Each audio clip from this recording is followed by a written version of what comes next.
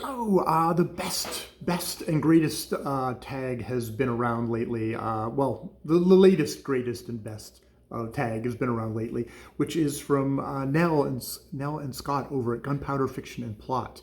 And it's the ratings and review tag, which I don't believe I've been tagged by anyone, at least not that I know of. And they are all questions kind of talking about reviews and like how you rate them. Do you rate them, and just sort of digging into all that kind of stuff and making you think about, you know, how do you evaluate books, and how do you try and communicate that? What language do you use? Which, oh my God, it forced me to actually look at some of my reviews, which was like terrible, very interesting. I can't use that word anymore apparently. So yeah, let's get to the questions. Number one is tag folks. I think I will tag two indie authors slash booktubers on BookTube. Dane Reads and Charlie Heathcote.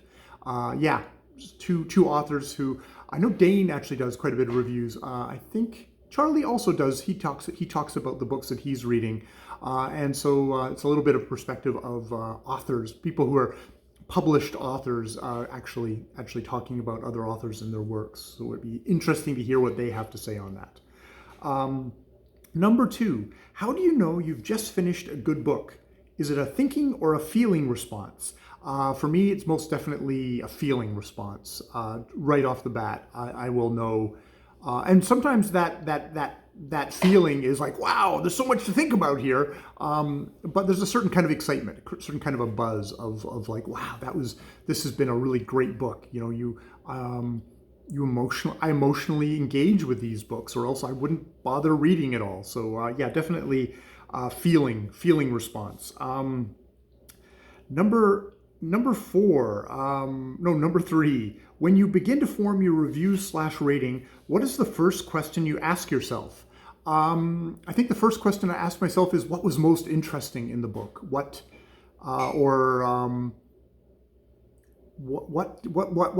gave me the biggest problem? What thing excited me the most? Those kind of questions are usually the first things. Like, you know, what is the big thing that I want to tell people about?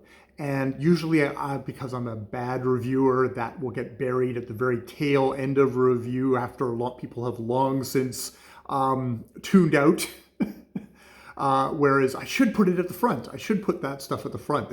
You have to know about this part. This is the interesting part for me, or the interesting thing to talk about in that thing. So that's a good thing to actually just to try and, I've been doing this for a little while now, and I'm still trying to get better at doing reviews.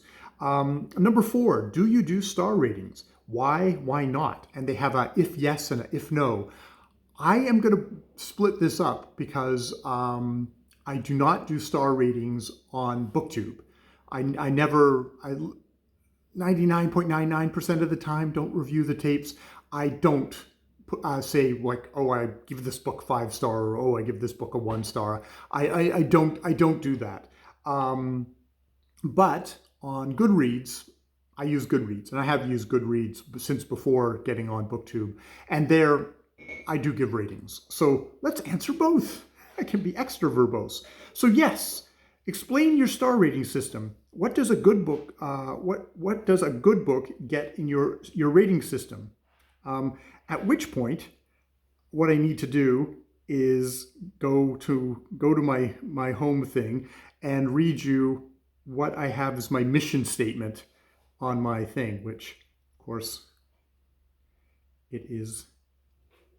Let's see if I can actually get to it. It's because these are the things that I actually kind of wrote out for myself of, you know, what,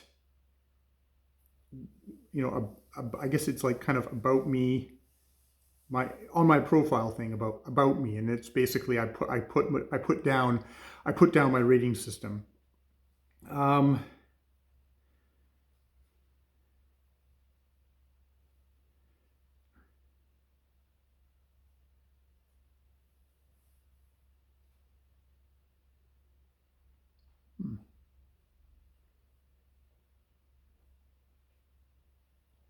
And I can't find it. God damn it.